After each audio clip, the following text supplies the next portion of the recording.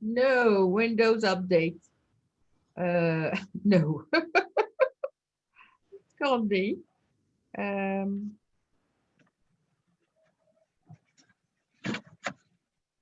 I do that? Okay. Hi, good morning, good afternoon, good evening, everyone, depending on which time zone you're in. Welcome to the IPBA webinar on the changing landscape of international insolvency law.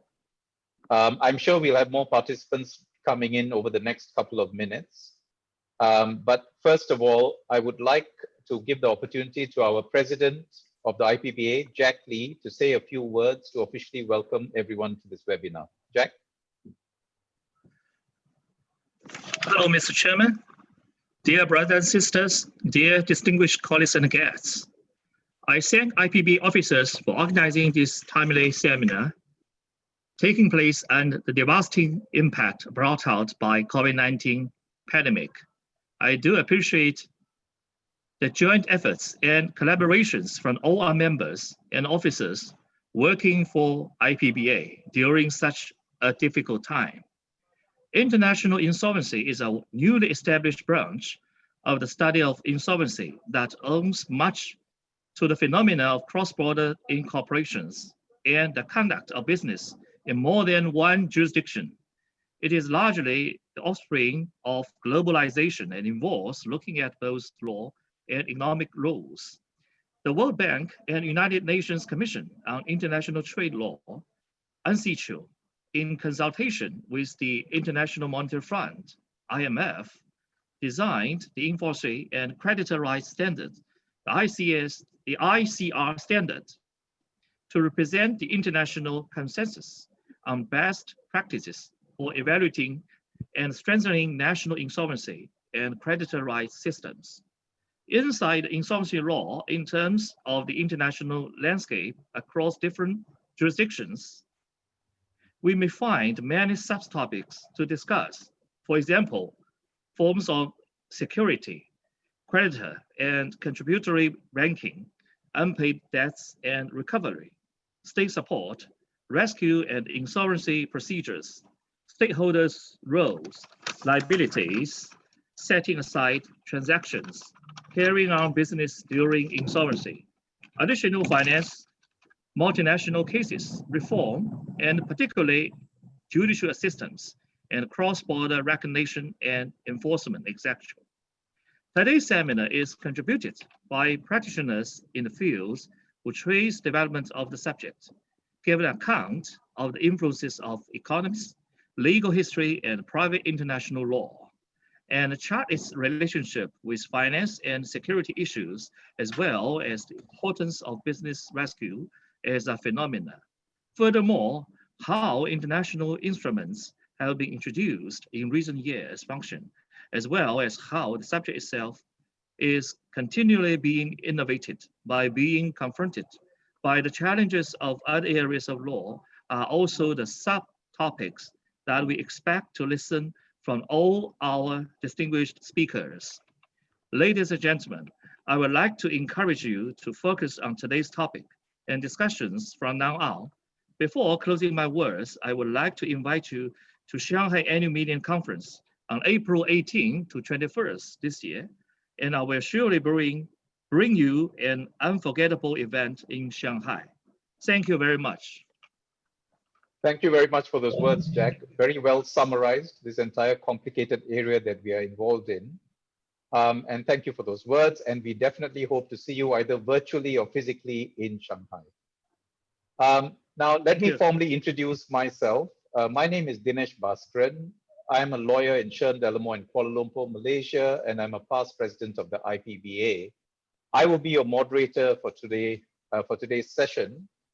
And we have 5 highly qualified and recognized practitioners from 5 different jurisdictions to take you through and guide you through the intricacies of not just international insolvency law, but the way in which international insolvency laws have been somewhat complicated by pandemic-related issues. Let me just introduce in no particular order the 5 speakers for today. Sven Holger Undritz from Germany, the head of White and Cases Financial Restructuring and Insolvency Group in Germany. Sven Holger is frequently appointed by courts as an insolvency administrator, and he has acted in some very, very significant large-scale insolvencies. He has considerable deal experience in the distressed global shipping market, where he advises both debtors and lenders. And he is a member of an elite college of Germany's most foremost insolvency professionals. Then we have Wang from China, a partner of Zonglun Law Firm, admitted to practice in mainland China, Hong Kong, and Australia. Wayne used to work with leading international law firms in Shanghai and Hong Kong and focuses on cross-border M&A, foreign investment, and insolvency. Wayne has been ranked by several review journals and has been named as a leading lawyer for the cross-border Belt and Road projects by the Lawyers Association of China. Isabelle Smith Monaville, founding partner of Smith Doria Paris, is a seasoned lawyer in international commercial agreements, insolvency, particularly in pre-insolvency and creditors' rights and dispute resolution. Isabelle is an active member of the International Chamber of Commerce, both at the French and world levels, and is the contributor of the World Bank for Doing Business Annual Report, Closing a Business Bankruptcy Chapter since 2006. And Isabelle is a former vice chair of IPBA's Insolvency Committee. Siddharth Srivastava is a partner in the Banking and Finance Restructuring Insolvency Practice Group at Khaitan & Co. in India.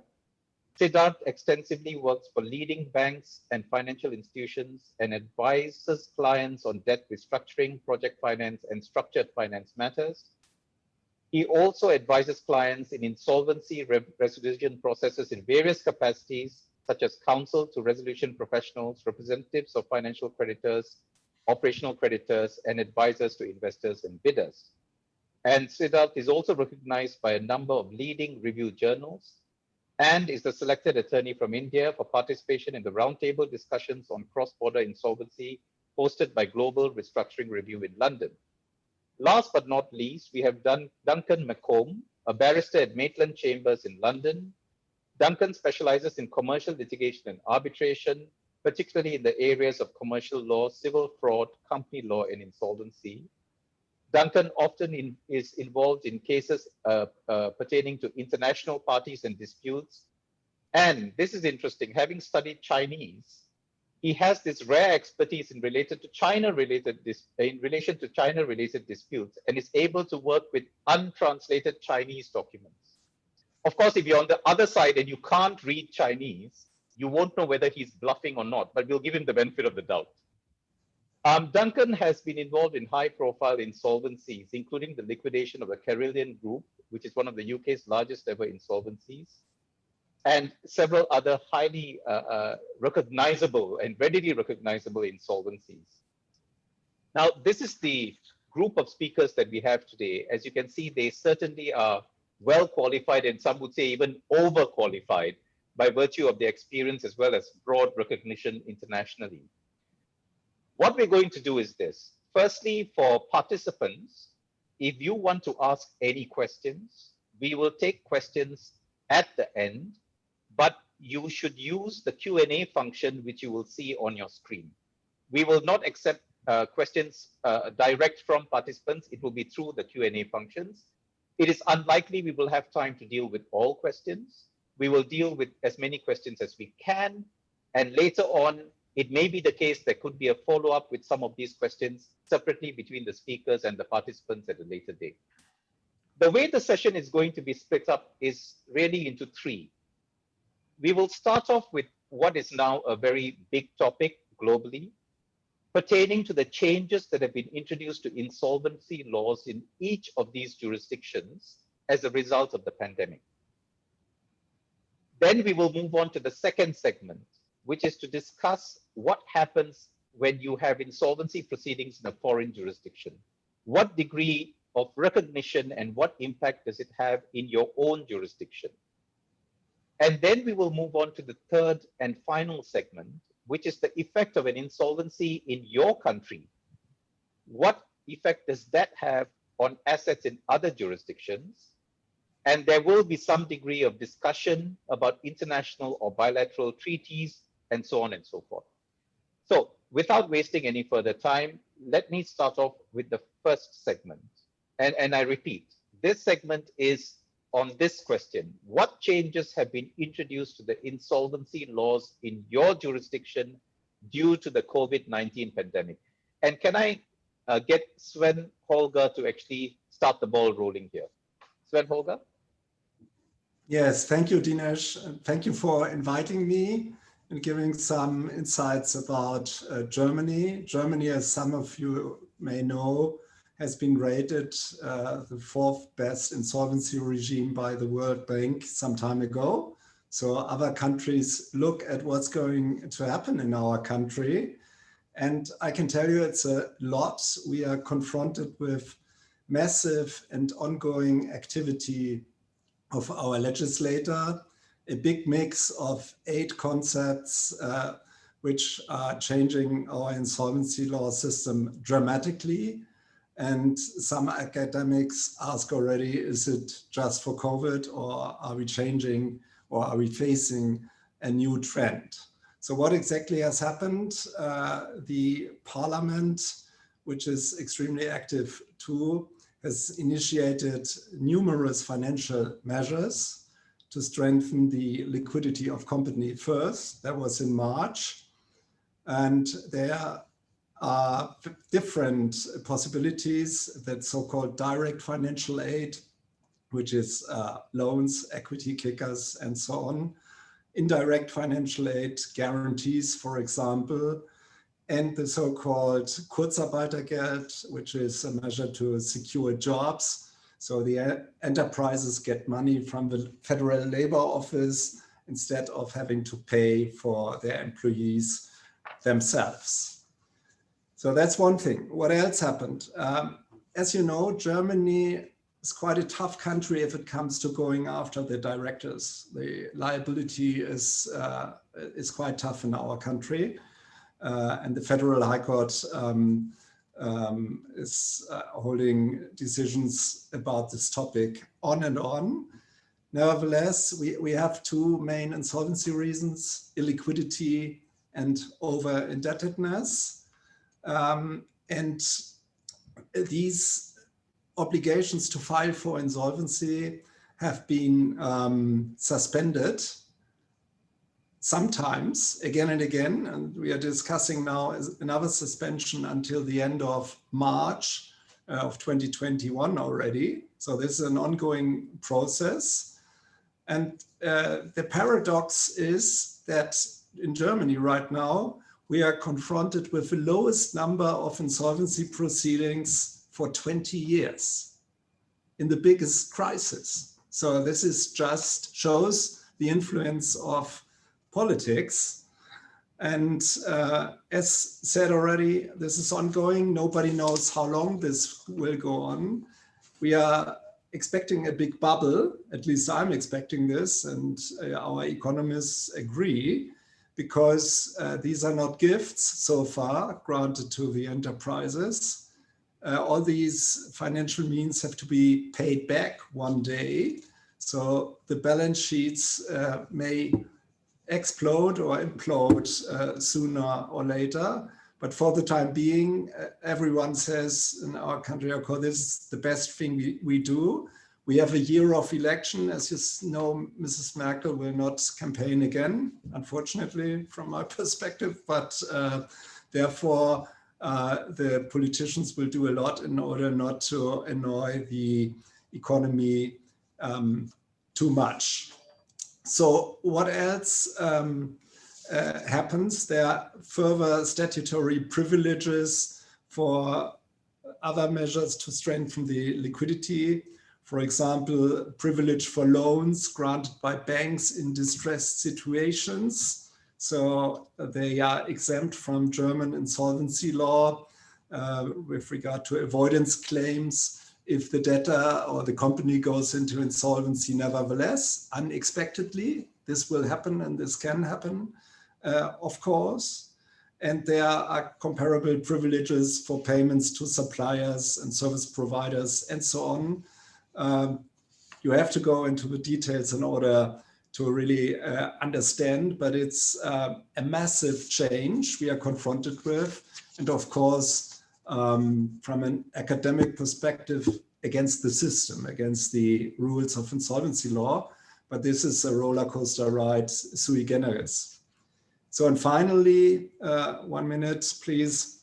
We have the enactment of a new insolvency law out of court restructuring. It's called Staruk, which is the equivalent to our, let's say, German version of the scheme of arrangement, which is known in the UK areas pretty well in order to restructure companies close to Chapter 11, perhaps.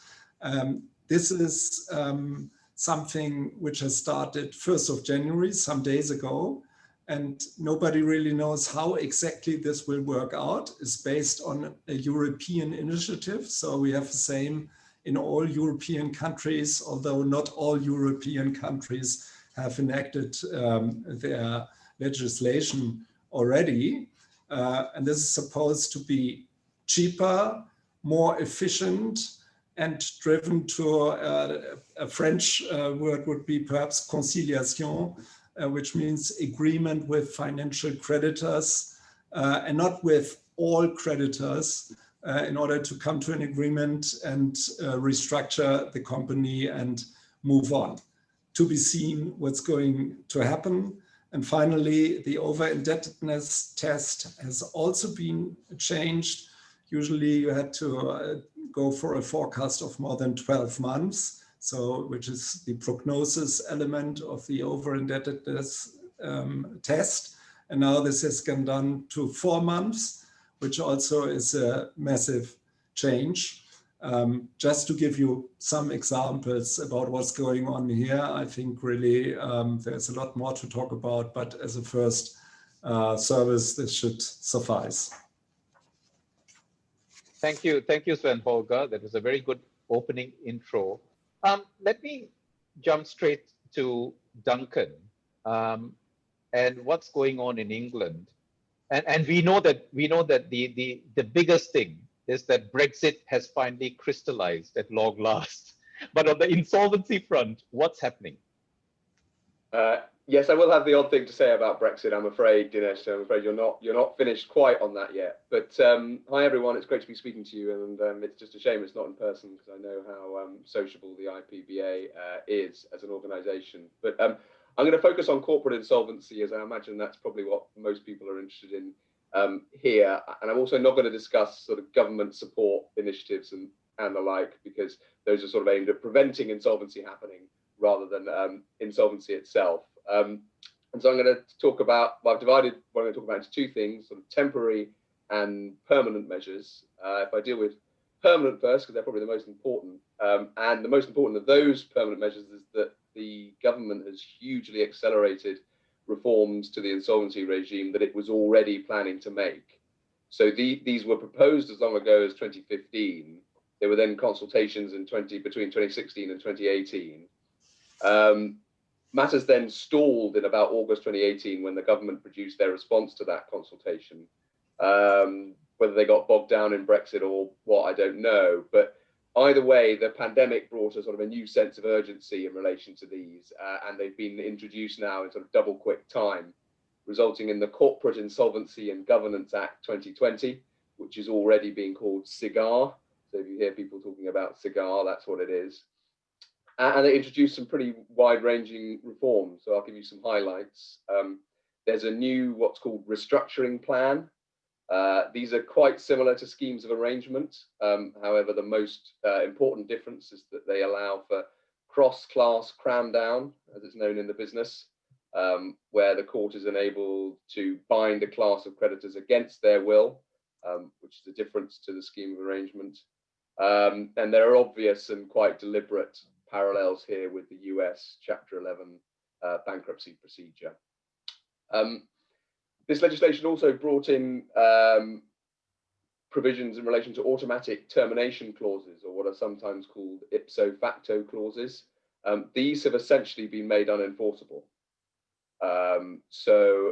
These are contractual clauses which allow, for example, a supplier to terminate the contract automatically by the very fact of their customer company going into insolvency procedure. The problem with this, of course, is that the loss of supply in itself may be enough to make the rescue of a company impossible, or at least significantly more difficult. There was already protection for certain essential supplies such as utilities and IT previously, but the government has essentially sought to outlaw such automatic termination clauses just generally, for at least for the supply of goods and supply of services. So that's a significant innovation. And finally, the final new thing is the introduction of a new sort of standalone moratorium. Now, most, if not all, insolvency procedures make provision for a moratorium on the enforcement of debts against a company while the relevant insolvency process is going on. But this new type of moratorium has been introduced, which allows for a company to be given such a sort of breathing space before it enters into an insolvency process, with a view to avoiding an insolvency process at all. If a company meets the particular requirements, they can get this breathing space for 20 days, which can be extended. So that again could be of interest. Those are the big permanent reforms. As far as temporary reforms are concerned, these have largely focused on, but not been completely limited to, what are called statutory demands and winding up petitions. So statutory demands are basically a demand for a repayment of a debt which follows a statutory framework, hence the word statutory demand, which if not complied with, basically deems a company to be insolvent. The effect of that deeming provision has essentially been suspended since it was always supposed to be temporary, but it's been suspended since March 2020. I mean, I think it will be reintroduced, but there's no sign of it yet. Winding up petitions, that's essentially those are the proceedings that are brought by a creditor to put a company into liquidation. The temporary provisions here have essentially meant that a company can't be placed into liquidation on such a petition unless, one, coronavirus has not had a financial impact on the company, or two, facts giving rise to the grounds for the petition would not have arisen even if coronavirus had not had a financial effect on the company. So it probably, by the sounds of things, like in Germany, it's been very, very difficult to wind any company up over the last year or so, unless it was already in dire financial straits before the pandemic hit. So that's the summary of England and Wales, or as best as I can do anyway. Great, thank you, Duncan. Can I jump across now to a different continent? And Wayne, give us a snapshot of what's happening in China.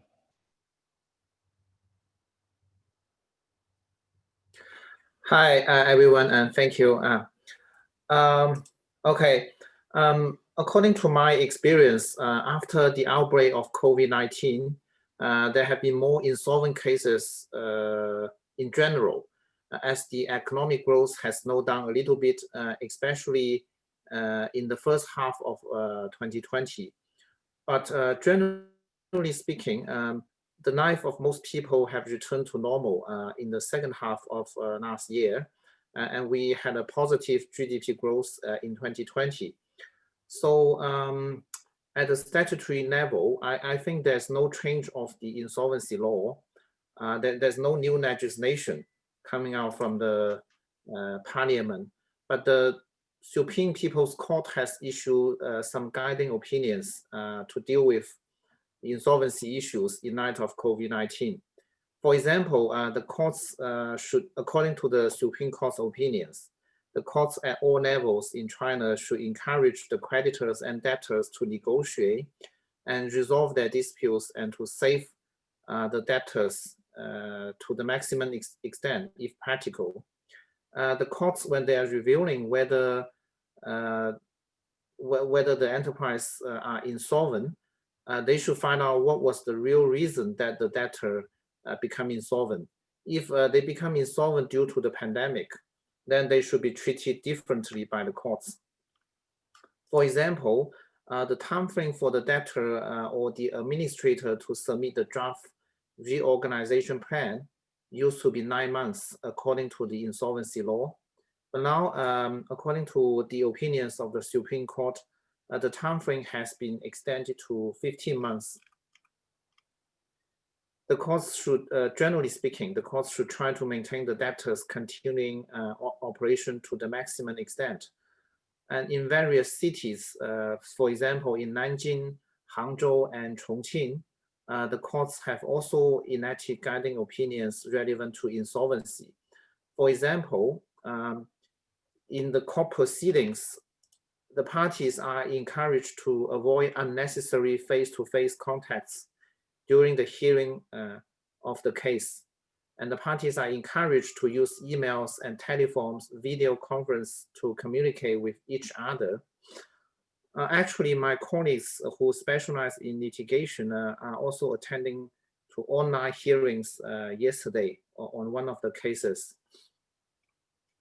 And the court also has discretion to defer or suspend administration procedures, but the debtors are obliged to keep their properties and data in safe custody during the suspended period.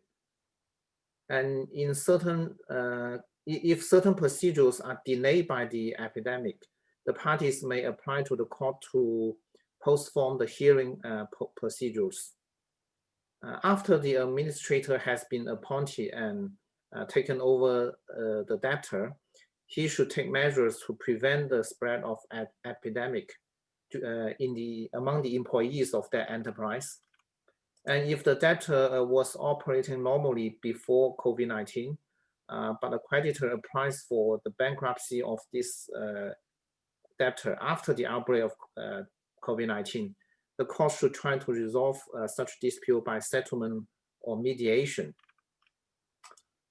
So generally speaking, the courts in various cities of China encourage particularly the manufacturing enterprises that produce the medical equipments. They are encouraged by the court to continue their operation, notwithstanding the COVID-19 and the difficulty of their financial status. Yeah. So that's all. As I said, there are not many changes of the law, but there are certain opinions issued by the Supreme Court of China and various regional courts in different cities. Thank you, Wayne. We'll probably come back to one or two of these issues later on during the Q&A. Okay. Can I now move on to Isabelle and tell us what's going on in France? Well, good morning. I'm very happy to be part of this very impressive panel. Jumping back to, well, trying to find similarities, of course, the prevalence of politics, and the profusion of specific measures dealing with the crisis. Of course, we are the French economy is on life support, and we have observed the same very strange statistic in France. We have a 30% less insolvency, openings of insolvency procedures in the year 2020, just like in Germany. And well, just to go through very quickly the life support measures, of course, government loans, and about the same. I will just focus on one feature. I don't know if it exists in other countries. There's a very strong focus on lease agreements with, well, the same feature Duncan mentioned, that is the suspension of termination clauses and tax credit for lessors who waive rentals. And as well, I would say in practice, an adjournment by the courts of most termination proceedings regarding leases. Then finding the trees in the forest of the various legislative measures, I would say there's not a lot of permanent changes. One reason is that France has a very long-standing practice of rescue proceedings dating back to the 1980s. And it has been incorporated into law in the 90s, so that we have most of the features of the forthcoming, well, the directive, which needs to be transposed later this year. We do not have a lot of changes to make because, and we have the experience. I would say part of the 30% reduction of the number of insolvencies has to do with a temporary legislative approach, which is to prioritize all rescue proceedings. Well, in other words, if you go to court and as a creditor and apply for the insolvency of a debtor, you will, I would say, in 95% of the cases, be referred to a rescue procedure. Furthermore, all plans, payment plans, have been adjourned, which is also a reason why there are so little insolvencies. Then the test for insolvency procedures in France is liquidity. And as most payment obligations have been, suspended, and furthermore, the liquidity test must be appreciated at the 12th of March of 2020, so that later events are not taken into account. Well, that helps. I would also say that we have practical ways of dealing with insolvency. The courts have been closed for 2 months, which means that, well, the docket is a bit full, and the courts are now trying to absorb that, and they are not trying very hard, I believe, because of instructions from high above it, even if, of course, the French judiciary is totally independent. Then going back to the rescue procedures, yes, we have moratorium, but we've had that for quite a number of years. We have conciliation. We have what we call safeguard procedures, and that has been in existence for, let's say, let me remember, something like 15 years mirroring the American Chapter 11. And that is the part which shall be, I would say, changed by the transposition of the directive in an approach of harmonization. It will not be a substantial change, but a change in with the necessary harmonization.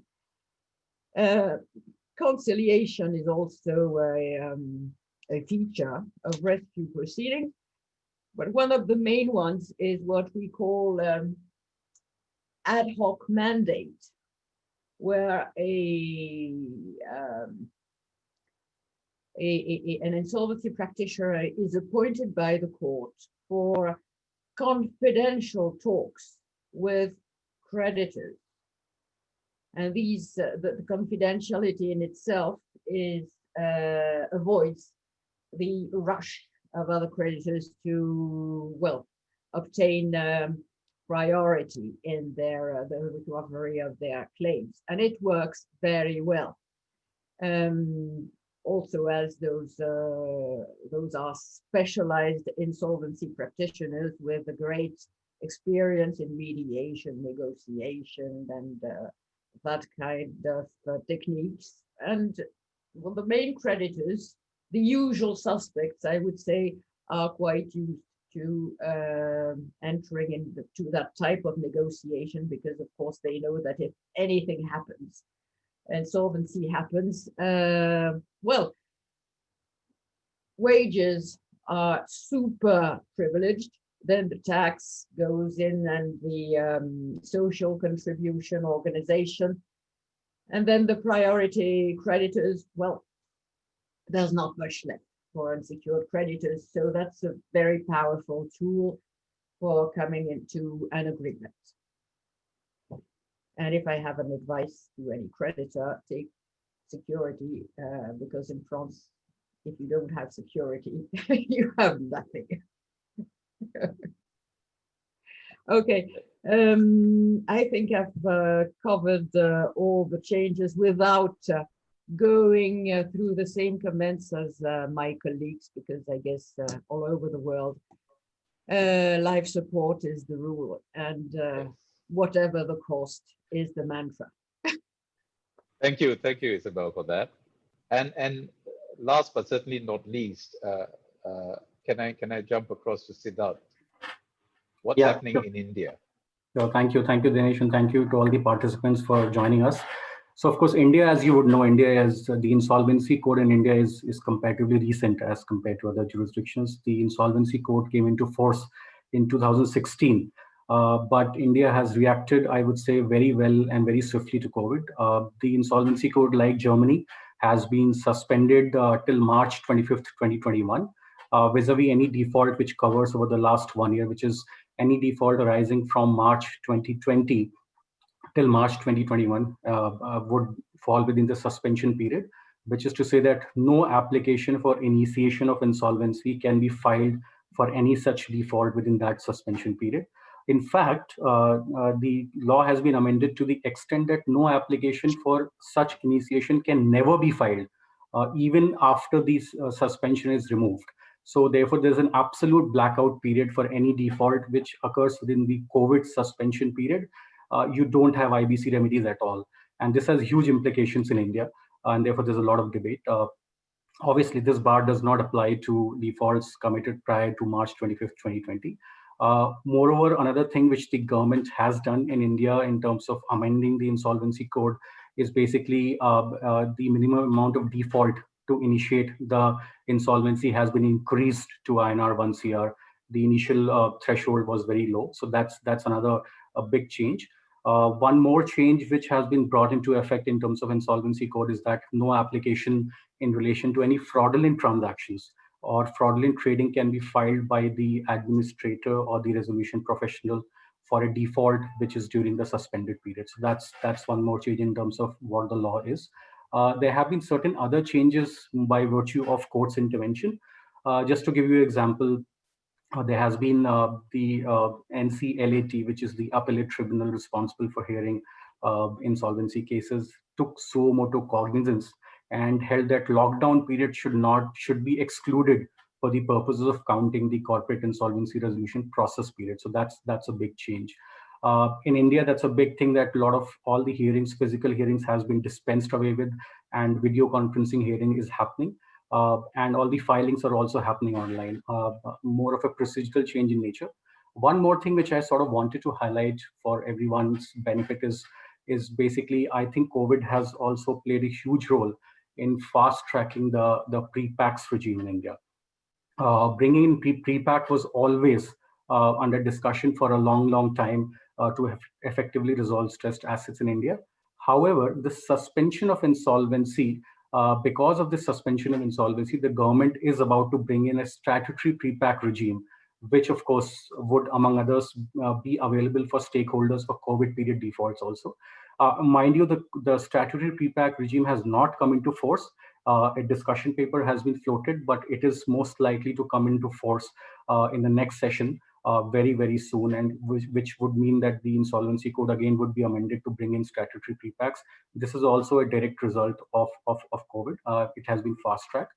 A couple of other things other than this, the Reserve Bank of India, which is India's central bank, has also implemented a slew of measures to address the financial stress in the market.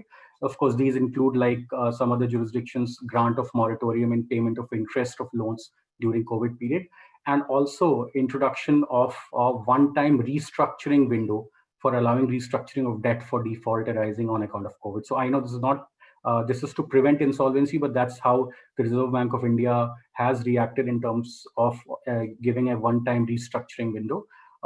Just sort of last point on this, because I know a lot of people have already spoken about this, is that certain public sector banks in India, including State Bank of India, which is India's largest public sector bank, has also given a lot of COVID emergency line credit to a lot of borrowers who are in stress. So that's another thing which the government and the banks have done to ensure that they can reduce the stress in the system as such. So that's a quick spiel on what has happened in India. And back to you, Dinesh. Thank you so much, Siddharth. So that gives us a very good sort of broad spectrum of measures in different countries. But let's move beyond COVID. Let's move beyond COVID and its immediate short, medium term, and occasionally long-term impact in terms of legislative changes and reforms.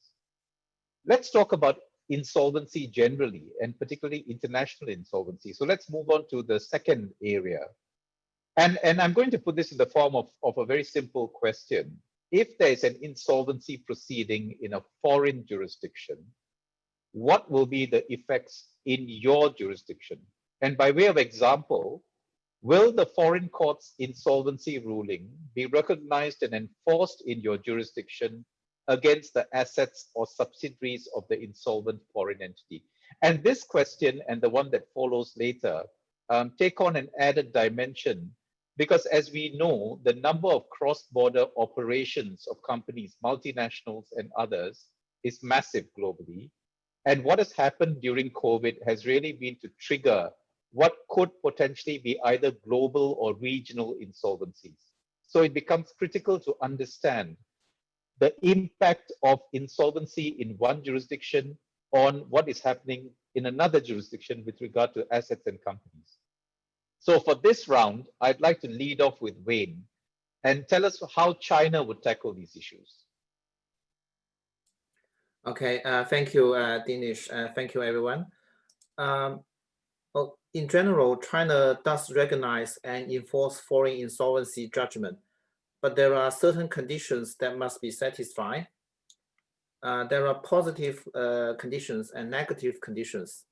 The positive conditions include, firstly, the judgment or ruling must have become effective in the foreign jurisdiction. So it must be a final and binding judgment. Secondly, it must involve the debtor's assets in the PRC in the mainland China. And certainly, the recognition and enforcement of the foreign court judgment must be based on international treaty or the principle of reciprocity. The negative conditions include, firstly, it must not violate the basic principles of PRC law. Also, it must not damage the national sovereignty, security, and public interest. Thirdly, the foreign court insolvency judgment must not damage the legal rights of the PRC creditors. So that's the provision of the insolvency law.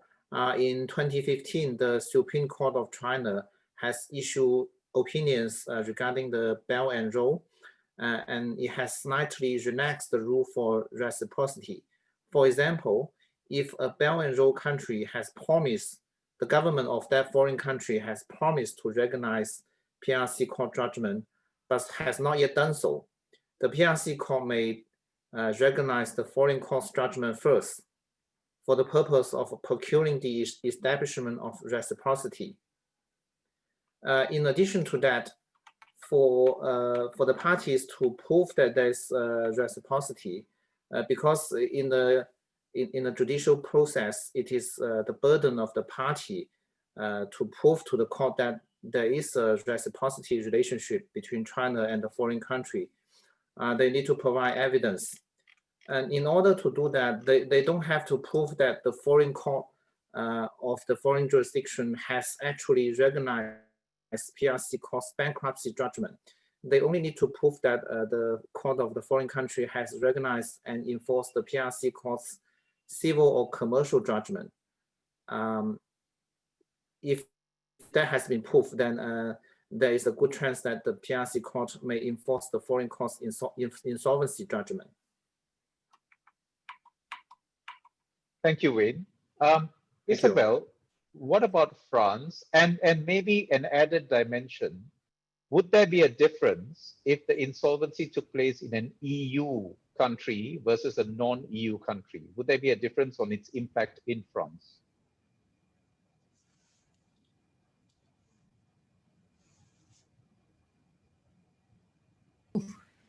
Better with the, the mic.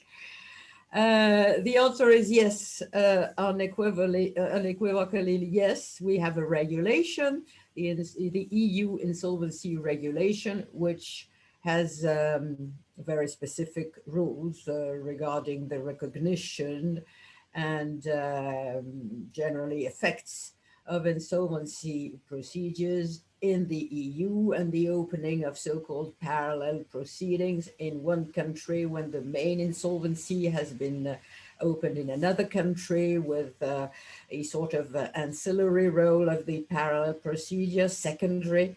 Well, generally there's a better organization under the leadership of one insolvency practitioner or group of insolvency practitioners, with one court and one determination of effects, with the specificities, of course, of enforcement measures in the various countries of the EU. So this is a pretty efficient system. Of course, there's a lot of discussions, there's a lot of evolution, and we still do not have a very fixed system, but well, I would say grosso modo it works fine. Then you had a question, how many bilateral treaties does your country have? Well, I'm glad to advise that there are 4 for France, 3 of which are EU countries, so you can forget about them, and the remaining one is Monaco. That's a great area of business. Otherwise, we have a pretty efficient system regarding recognition and enforcement of foreign judgments out of the EU system. Well, starting from the principle that France recognizes universality of an insolvency, so that's a good start. There is a real equality between foreign creditors and French creditors. They are treated pari passu without any difference. Of course, once there is an exequatur of the foreign judgment. And the recommendation is until, well, as soon as you are aware of a risk of insolvency of a debtor who has assets in France, then you race to get preventive measures. France has a really efficient arsenal of preventive measures. You have the judgment of insolvency in a country, and then you rush to the French court and apply for a preventative seizure, freezing of assets, or the like. It's really, you don't have to give security to obtain that. French law recognizes the right to provisionally attach, garnish assets based on a principle of claim. So a French judgment is obviously a valid principle of claim. So that allows you to lay your hands on the French assets very effectively. That's one of the main features. Then after the, well, of course, once you have taken your precautions, then you follow the exequatur procedure very closely. And then you follow the French rules of statements of claim on the French assets, with special extensions of delay for foreign creditors. They are not subject to the same restrictions as French creditors, to allow for well, formally distance, but now I would say cultural distance. You have to take counsel in France and translate everything. So that's a bit, takes a bit more time. I would add that exequatur is well, except in cases of fraud, is very easily obtained in France. Procedural rules are first verified, but there is, of course, no revision of the merits of the insolvency, which is adjudged in the foreign country. So I would say, generally, foreign creditors are on an equal footing with French creditors regarding a French asset, provided the insolvency practitioner in charge of the foreign procedure takes appropriate counsel and starts with applying for the enforcement of the judgment in France. And it happens that they do not. I have had a number of cases regarding that. Thank you, Isabelle. Sven Holger. Yes, thank you. I think, well, I could finish and say Isabelle has said it all, but of course I'll make some additional comments. It's some aspects are very similar in Germany. And talking about cross-border insolvencies, I would just like to mention that I'm in the middle of a German-Hungarian case, which has turned out to be, let's say, a nightmare. It's easily said that courts communicate, and we have rules about court-to-court communication, but if they don't speak the same tongue, and if even English or worse, legal English is not what the judges can perform, then you can imagine that the communication also in Europe, governed by the European Insolvency Regulation, may be complicated sometimes. And I have to go to the public notary each time I make any statement or declaration. I've been at the public notary for this matter at least 100 times already, which is a nightmare. But that's just a practitioner's note. In order to answer your questions, yes, in principle, foreign insolvency proceedings shall be recognized. And this does only not apply if the courts of the states in which the proceedings are opened do not have jurisdictions from a German law perspective. That's point one. Or if the recognition leads to a result that is manifestly inconsistent with fundamental principles of German law, which is the violation of the ordre public. That's step one. And then we come to the enforcement actions. And here we also need to go to courts from the foreign perspective. Judgment must be admitted by the exequatur. It's the same as in France, if I understood it correctly. And this can be complicated because the courts have to understand what is all this about, and not all courts are really well informed about insolvency law, and even worse informed about international insolvency law. So that's perhaps the reason why we don't have so much case law with regard to this topic. However, we have the special insolvency proceedings, also touched by Isabelle already, territorial insolvency proceedings called secondary proceeding under the EU regulation. And there are other explanations. The effects of such proceedings remain limited to domestic assets. Sometimes this is helpful. Sometimes all stakeholders try to avoid this. This is always a matter of tactics, but this opportunity exists, and you should be aware of that fact.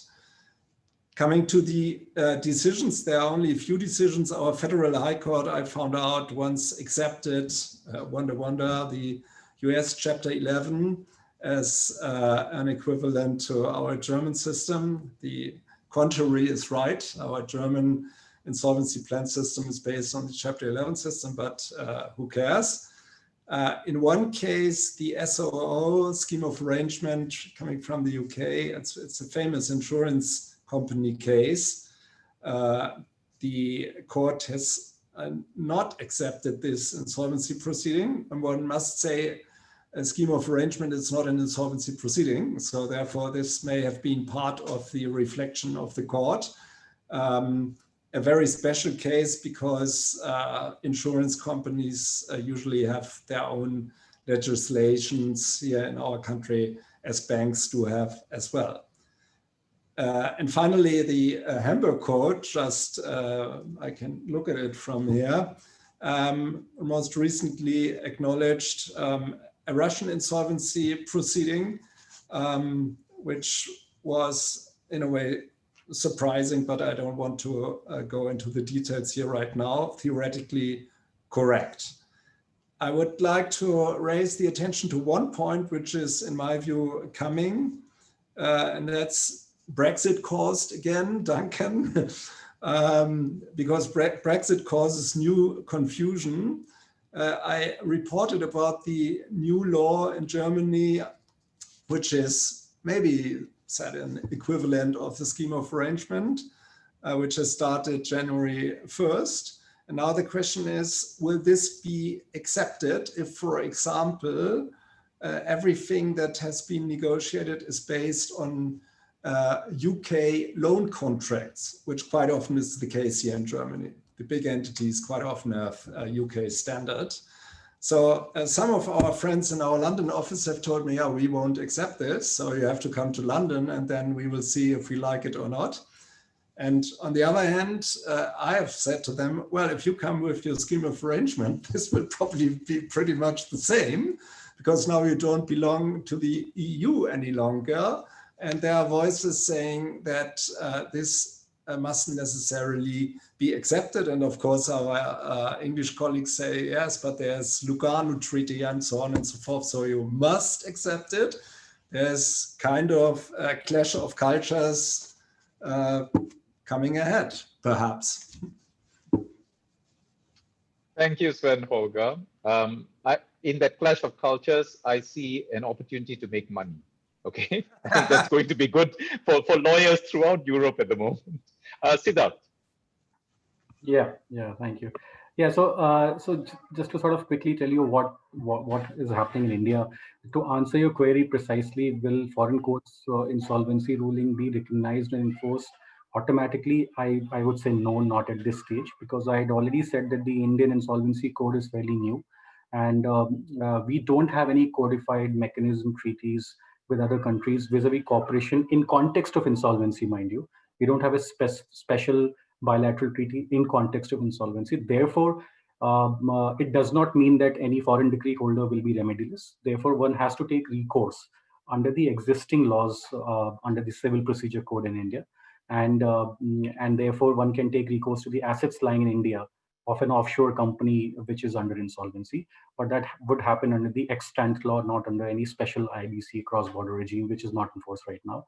And this analysis is very, very similar to China, that there has to be, it would depend on the jurisdiction where the company belongs to, whether it's a reciprocating territory or not.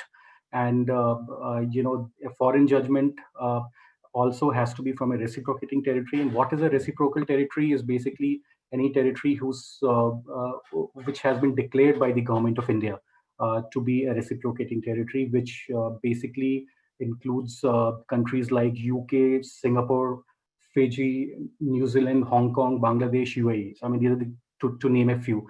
So if there's any judgment from these countries, these are reciprocating territories, then and it's a conclusive judgment, then it can be filed for execution in India, and it can be done very, very fast because courts will not hear them on merit, but it has to be a final judgment for sure.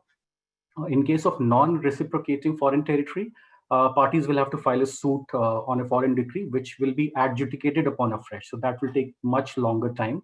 And of course, if any judgment, even from a reciprocating territory, is against public policy, like in China, it will not pass the muster. It may also be noted that the limitation period for executing a decree which has been passed by a foreign court in India will be the limitation period prescribed in the reciprocating foreign country. So the limitation period would be the same.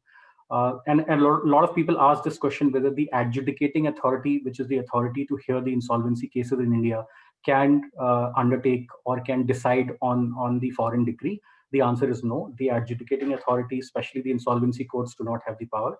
It is the lower courts in India which have the power under the Civil Procedure Code and not the Special Insolvency Code. So that's the sort of sum and substance of what happens in India if it is about an insolvent company in absence of a bilateral treaty. Thank you, Siddharth. Duncan, has Brexit changed the position? Yes, it certainly has, and I'll certainly go on to that. But I think it's fair to say that as a general rule, Foreign Office holders and insolvency proceedings will be recognised in the English courts, although the mechanism will differ depending on the circumstances. In terms of recognising who's in charge of the company, to state it loosely, English courts apply the law of the company's registration. Therefore, if, for example, a liquidator has been validly appointed in a company's jurisdiction of registration, then that liquidator will be recognised to have the authority he has under that particular law. This is really just a consequence of English conflict of law rules, which apply the law of a company's incorporation to matters concerning the governance of that company. But of course, this only takes you so far. Merely recognising that a liquidator has authority to manage the company's affairs doesn't give that liquidator all the assistance or powers he might need. But fortunately, English courts do have considerable powers in that regard. These can extend to the examination of witnesses and the gathering of evidence, a stay of proceedings against the debtor company, measures to preserve assets, and also the unwinding of particular transactions which are detrimental to creditors. However, in order to get those, what regime you come under will depend on the date of insolvency proceedings, when those were commenced, and where those proceedings were commenced. And this is where we get into Brexit, I'm afraid, because any proceedings started in an EU member state prior to the end of the Brexit transition period, so any proceedings issued in an EU member state up to and including the 31st of December 2020, will be subject to the EU insolvency regulation. But other proceedings, so proceedings started any time in non-EU member states or proceedings started in EU member states after the 31st of December 2020, will be subject to the normal English provisions, but these are essentially a modified version of the Untitled model law, which are, I would say, very helpful. So with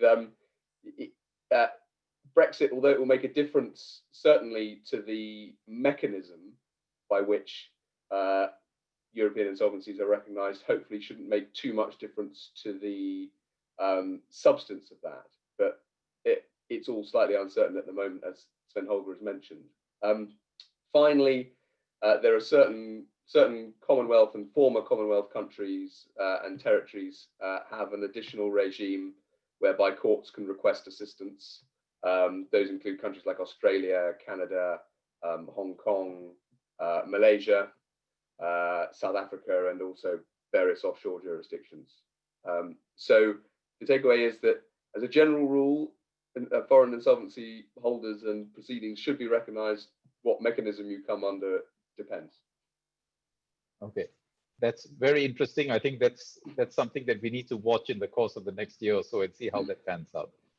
Okay, we have the last area, and I'm going to ask speakers to confine themselves to literally a 2-minute summary for this last topic, so that we have some time to deal with a couple of questions that have come in. So just to, the last question is simply this: what effect does an insolvency in your country have regarding assets in other jurisdictions? And then the point alluded to by Isabelle earlier on, are there any international or bilateral treaties applicable in third country jurisdictions to recognize and enforce the rulings of insolvency proceedings initiated in your jurisdiction. So it's really the flip side of what we were discussing just now. And can I lead off with Siddharth? Sure. Yeah. So, Dinesh and everyone. So, as I said early in response to the earlier question, that there is no bilateral treaty regarding cooperation on insolvency yet. However, just to update everyone, India as a jurisdiction is working towards adoption of the UNCITRAL model laws for implementing the cross-border insolvency. Of course, and other than that, the current insolvency code has a couple of enabling provisions which have come into force. Which basically set the tone for cross-border cooperation on insolvency cases.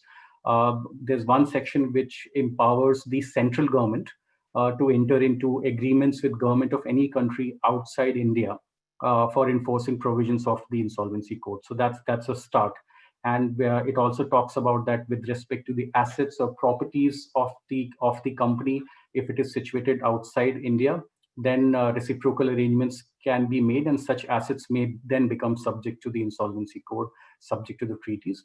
Another section which has come into force envisages that on filing of an application by the administrator, the court or the adjudicating authority, as we call here in India, can issue a letter of request to a court of a country with which India has entered into reciprocal arrangements with respect to taking custody of the assets of the company if they're lying in that country. So the enabling provisions under the insolvency code have come into force, but they can only be effectuated once the UNCITRAL model law is adopted and a bilateral treaty is signed. So that's what India, the jurisdiction is all about. Having said that, if somebody asks that, whether this is the only thing, are we stuck? Is there any other mechanisms through which we can implement cross-border insolvency? Have the courts done anything? I would say that it's not that Indian courts have not reacted positively towards cross-border insolvency. I mean, the case in point is the famous Jet Airways insolvency, where the court laid down the foundation of cross-border insolvency protocol. And Jet Airways, as most of you would know, is one of the biggest Indian airline which went into insolvency.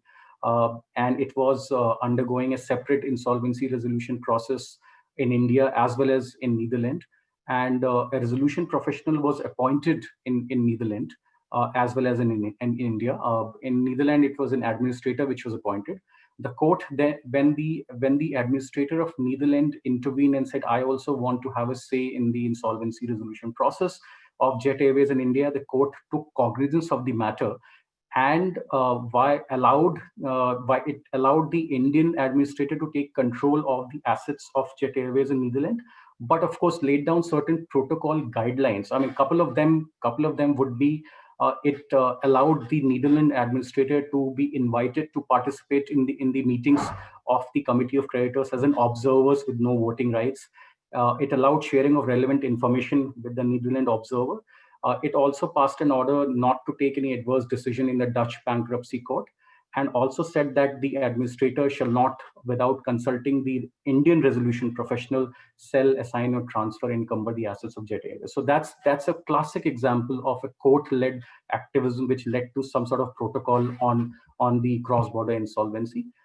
Having said that, this is not a precedent as such. I mean, clarity would only be there once India adopts the UNCITRAL model law.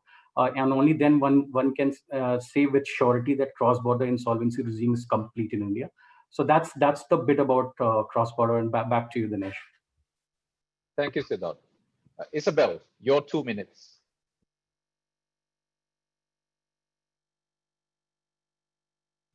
You're on mute. Sorry again. I was just saying that I do not have a lot to say, and my mic agreed. So we tackled the bilateral treaties earlier on. Well, we have the very important one with Monaco, which is left.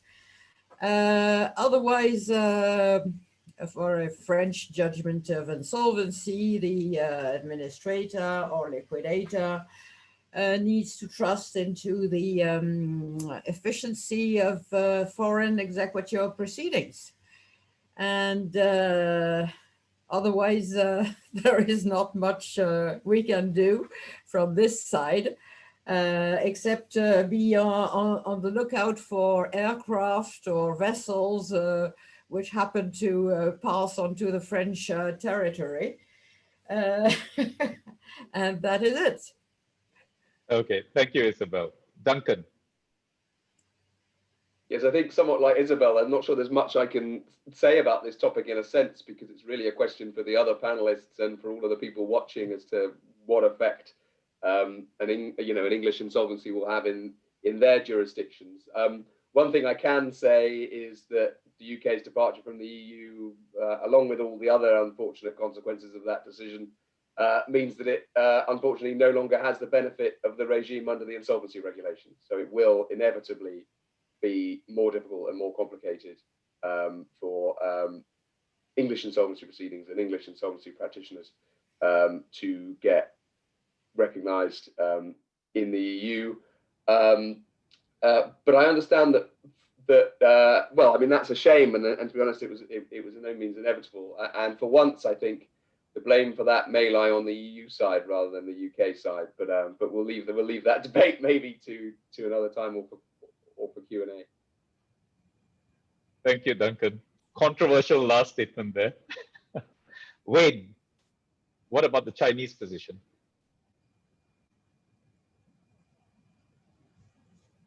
Hi. Thank you. I also saw that there's a question raised to me. Maybe I need to clarify it a little bit more. On question 2, I have talked about the law. So according to the insolvency law, the Chinese court can recognize and enforce foreign judgment based on the international treaty and the principle of reciprocity. On question 3, I think we're going to talk about whether Chinese judgment can be enforced in foreign jurisdiction. And I can talk about the practice on this question. As we know that it depends on whether China has signed a relevant treaty with the foreign jurisdiction. So this is the first issue we need to consider. And as a matter of fact, China has not yet signed any multilateral treaty on cross-border insolvency. But we have signed many bilateral treaties on judicial assistance. So if there is a civil and commercial case in a foreign jurisdiction, and there is a bilateral treaty between China and that foreign jurisdiction, the PRC court can provide judicial assistance, provided that the conditions are satisfied and based on the principle of reciprocity. Yeah, such a judicial assistance include, for example, delivering judicial documents or assist with investigation, but they are still different from enforcing the foreign court insolvency judgment in China directly. We have a table of what countries have signed the bilateral treaties with China regarding judicial assistance. If you want, you can contact me after this conference and I can send you that table. So it includes foreign jurisdictions like France, Russia, Ukraine, Italy, Turkey, Argentina, and Brazil. If there's no such a treaty, we should consider whether there is reciprocity between China and the foreign jurisdiction. And as I mentioned before, the applicant should bear the burden of proof to prove to the court that there is a reciprocity relationship. And in practice, I said that it is difficult to enforce a foreign court's insolvency judgment in China directly, but there are still precedents in China where the local PRC court has recognized the legal effect of a foreign court judgment. For example, in 2001, the Intermediate Court of Foshan City had recognized and enforced the bankruptcy judgment of the Italian court in the case of B&T Ceramic Group SRL, based on the bilateral treaty between Italy and China, and based on the principle of reciprocity. And there are also precedents that the Chinese court insolvency judgment has been recognized by foreign jurisdiction. For example, on 12 August of 2014, the USA has the New Jersey Regional Court in the US had approved an application submitted by a PRC company called Zhejiang Jingshan and acknowledged that the Chinese bankruptcy procedure has a legal effect in the US. And the US court had also granted the corresponding bankruptcy relief. That's all. Thank you. Thank you, Wayne. And last, and again, certainly not least, Sven Holger. Yes, I will wrap this up quickly because my predecessors have spoken about the issues I would have talked about as well. I think one can summarize in principle, the answer is easy and the world is fine. Also, German insolvency law claims to have a worldwide effect and cover all assets globally. But in practice, we know quite often in order to get legal certainty, the roads can become quite rocky, unfortunately. But that is a matter of fact. And again, as you said, Dinesh, interesting work for lawyers, especially in bigger cross-border cases with high volumes. This is one of the battlefields again and again. You know, if you want to formalize it a bit in the US, then we have the possibility to go under Chapter 15, which may lead at the end of the day, but it's a proceeding to the recognition of German or whatever regional insolvency laws. But the bankruptcy judge has his own view on certain topics, so nothing is crystal clear. And what we heard from India is an issue also in the EU. It sounds so easy, but quite often we have COMI discussions, so a center of main interest. Where does the proceeding belong to which country? And right now I have two cases where I've been appointed as administrator by the regional courts here, bankruptcy courts in Germany, and nasty creditors and or shareholders are not happy with that because they think the proceeding should go elsewhere to other countries. So they go to the German courts and the German courts think about it and they don't know really what to do. So one of the cases is with the regional high court for 6 months. So I'm working as if nothing had happened, but the outcome may be, hey, by the way, we found out Hamburg, no, that's not the right bankruptcy court. It's Bucharest or London or whatever, or Paris. So this is always an issue which has to be weighed in. And therefore, no easy answers, but interesting battlefields in my view. Thank you. Okay, I'm going to move to Q&A, and let me just start off by looking at the first question in the Q&A function that all of you can view on your screen. And that relates to this issue about whether or not wrongful or reckless trading is something that during the pandemic, that the pandemic is used as an excuse, basically, to grant indulgence for management misconduct. Is that something, and I want to tie this in together with something that was raised earlier, which is more than one jurisdiction, you now see a trend of the judiciary and the executive, if I can put it in those terms. They are on the same path, the same road, which is to salvage the economy, to salvage businesses, yeah? But in that commonality of purpose, have there been occasions where management misconduct has been inadvertently or perhaps intentionally at least sanctioned or frozen, if you like, due to pandemic-related reasons? I think, Duncan, you had raised your hand. Yeah, I did have something to say about this because on paper, there's been a relatively big change in the UK, well, in England and Wales, in the sense that the wrongful trading provisions in the Insolvency Act have been suspended. So what those did was they provided that directors of the company could, in retrospect, be required to contribute to the assets of the company where they traded when it was clearly insolvent. So that the suspension of those provisions on paper have quite a significant effect, but actually, I think the effect in fact is relatively limited because none of the other directors' duties have been suspended or changed in any way. So the directors still owe all their other duties, and very importantly, when a company is insolvent or looks like it's going to become insolvent, they start to owe their duties not to the company and its shareholders, but to the company and its creditors. And that hasn't changed. So actually, while on paper there's been a relatively big change, I think that really only affects that time relatively early on in the pandemic, really, when no one was quite sure what effect coronavirus was going to have on the solvency of their company, and everyone's running around trying to find out.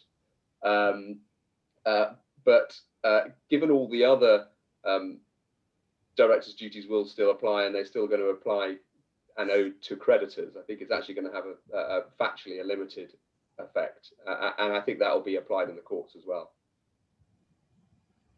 Thank you, Duncan. Any other? Yes, one, Holger? Yeah, just one additional comment. I think here in our country, we are facing a very big misunderstanding because the changes in legislation have led to the logic of many managing directors that you needn't go to insolvency court at all, which is wrong. The details are complicated, yes. And I think you cannot, the question is very good, but you cannot give an answer right now. But certainly in, I don't know, 12 to 24 months time, because we will face, as I said before, insolvencies, the wave may break, and then the administrators will examine exactly if the managing director has followed the legal rules or not. And as said before, the rules in Germany are quite strict. So they are less strict right now, but the outcome of this behavior, and that's one of the explanations for the all-time low in insolvency numbers, to be seen.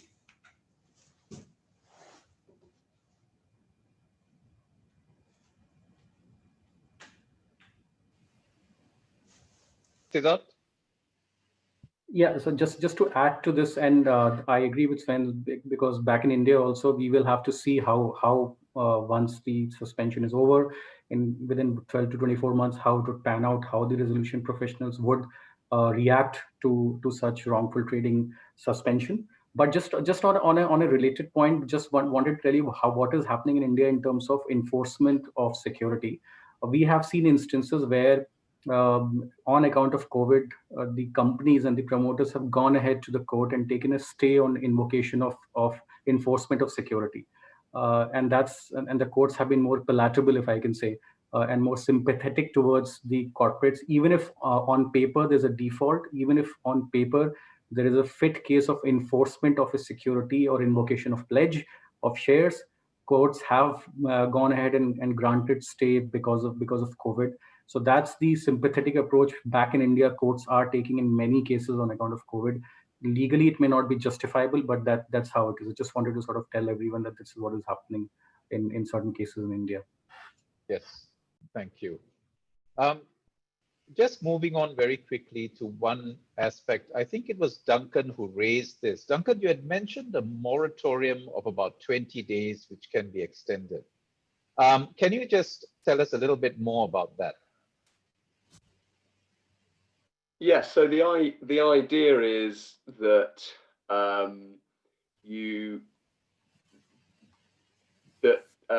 when a company enters into an insolvency proceeding, there's normally a moratorium which prevents anyone bringing proceedings against that company or enforcing against that company's assets to allow the insolvency process to go through.